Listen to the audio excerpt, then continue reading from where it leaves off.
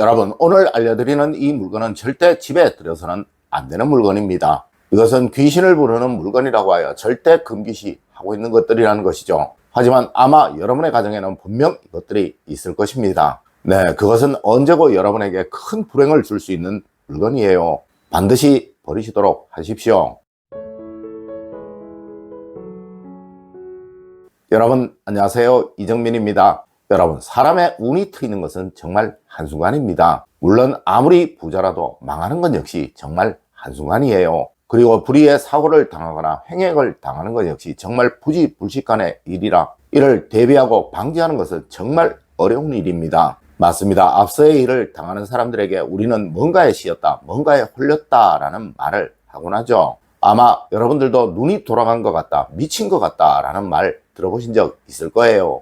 네, 세상 모든 큰 사기를 당한 사람들, 큰 사고를 낸 사람들은 하나같이 평소와는 전혀 다른 행동들을 하게 마련이며, 이를 모두 하나같이 도대체 내가 왜 그랬는지 모르겠다, 내가 미쳤지 라는 말로 그들은 표현을 하곤 한다는 것이죠. 여러분, 이는 무엇인가 그 사람의 이성을 마비시켰기에 일어난 일인 거예요. 첫 번째로 여러분, 중고 제기는 절대로 집안에 들여서는 안 되는 것입니다. 여러분, 제기는 제사를 지낼 때 쓰는 밥그릇, 국그릇 등 음식을 담는 용기를 말하는 거예요. 물론 이런 것을 사용하지 않는 사람들은 전혀 문제가 없습니다. 하지만 제기를 사용하시는 분들이시라면 꼭 아셔야 하는 거예요. 귀신이나 영혼은 집착이 정말 강합니다. 자기의 것을 절대 양보하지 않는다는 것이죠. 특히 제기는 1년에 한 번 음식을 대접받는 것이라 타인의 집에 있으면 무조건 따라간다고 하였습니다. 하여 귀신같이 찾아간다 라는 말도 있는 거예요. 여러분, 절대 남이 쓰던 제기는 내 집에 들어서는 안 되는 것이며, 남의 조상을 모시던 그릇으로 내 조상에게 대접할 음식을 담아서는 절대로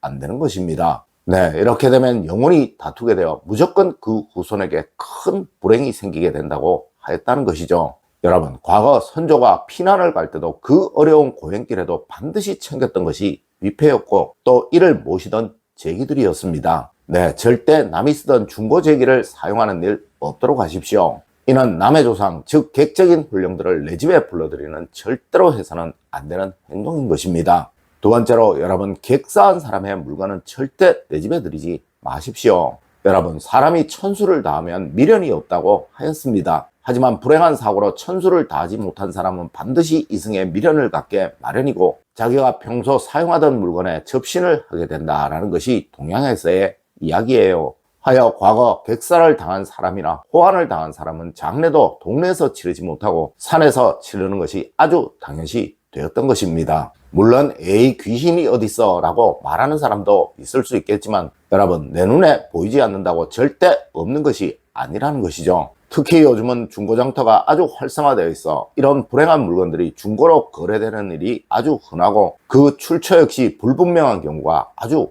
많아요. 물론 중고 물건을 사지 않으면 제일 좋겠지만, 항상 중고로 물건을 사실 때는 이유 모르게 너무 싼 물건은 조심하시는 것이 좋다는 것이죠. 특히 옷을 살 때, 젊은 사람의 물건을 살 때는 유독 조심하시는 여러분이 되셨으면 합니다. 세 번째로 부적이나 영이 담긴 물건들입니다. 여러분, 부적은 영적인 힘을 이용하는 거예요. 물론 영이라는 것은 쉽게 귀신을 말하는 것이라 이런 물건이 내 집에 있어 좋을 이유가 전혀 없다는 것이죠. 네, 이런 부적이나 영적인 물건들이 내 집에 있으면 반드시 내 집으로 귀신은 들어오게 되며, 또 이 귀신은 한 번씩 사람에게 장난을 한다는 거예요. 네, 이 장난이 자칫 여러분의 인생을 바꿀, 삶을 바꿀 일이 될 수도 있다는 것이죠. 만일 이 물건이 차 안에 있으면 그 물건이 자칫 목숨이 왔다 갔다 할 치명적인 사고가 될 수도 있으며, 또 그 물건이 집안에 있으면 큰 비용이 드는 계약 같은 것들에서 비이성적인 행동을 할 수도 있으며, 그리고 앞서 말씀드렸던 행여 눈이 돌아가는 비이성적인 행동들도 할 수가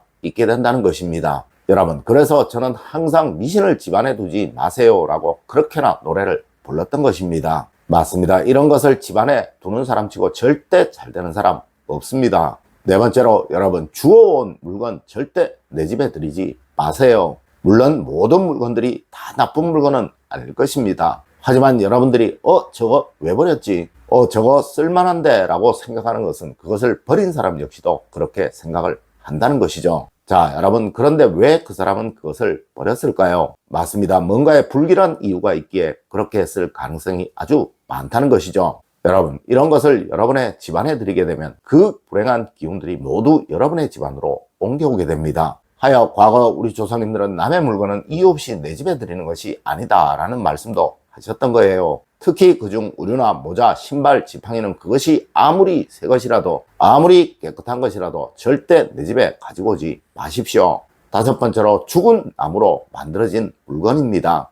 여러분, 절대 죽은 나무로는 가구를 만들거나 자재로 사용을 할 수가 없습니다. 네, 그것들은 모두 산 나무를 베어서 그렇게 만드는 거예요. 하지만 간혹 죽은 나무로 물건을 만드는 경우가 있습니다. 네, 이런 것은 거의 모두가 미신적인 것들이에요. 특히 도장이나 호신부 같은 것들이겠죠. 여러분, 과거부터 오래된 나무는 영이 있다고 하였고 또 나무는 동네를 지켜주는 신적인 존재로 생각하기도 하였습니다. 절대 죽은 나무로 만들어진 물건들 집에 들이는 일 없도록 하십시오. 여섯 번째로 기가 너무 강한 그림은 정말 조심하십시오. 여러분, 호랑이 그림이나 용 그림, 잉어 그림 같은 것들은 정말 웬만한 집이 아니라면 절대 걸려서는 안 되는 그림들이에요. 네, 과거부터 이런 그림을 집에 거는 경우는 없었다는 것이죠. 하지만 이런 그림들이 걸려있는 곳이 있습니다. 산신을 모시는 산신각이나 그리고 무속인들의 집과 같이 영을 이용하는 곳들에서는 반드시 이런 그림들이 걸려 있으며 또 지금도 걸고 있다는 것이죠. 맞습니다. 여러분들이 무속인들의 집에 가면 이유 모르게 한기가 들고 또 꺼림직한 것이 바로 이런 이유로 그러한 거예요.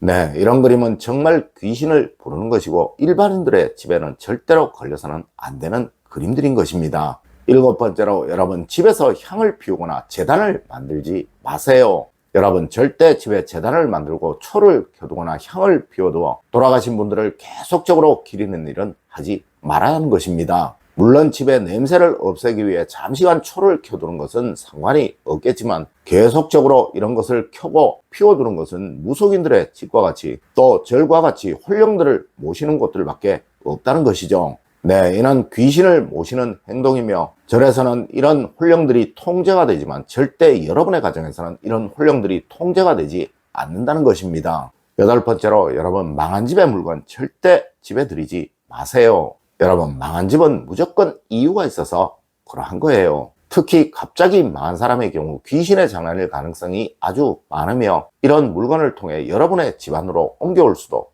있다는 것입니다. 네, 과거 망한 집의 물건은 숟가락 하나라도 가지고 오는 것이 아니다라고 했던 것은 다 이유가 있어서 그러했다는 것이죠. 물론 이런 이유가 아닐 수도 있지만 그래도 혹 그런 물건이라면 여러분의 집 역시 횡액을 당할 수도 있다는 것입니다. 여러분, 오늘은 절대 내 집에 들이면 안 되는 물건에 관해서 이야기를 해드렸습니다. 오늘 제가 알려드린 이야기 여러분들 꼭 명심하시길 부탁드리며 오늘의 이야기를 마치도록 하겠습니다. 늘 올바른 흥과 올바른 지식을 여러분들께 전하도록 노력하겠습니다.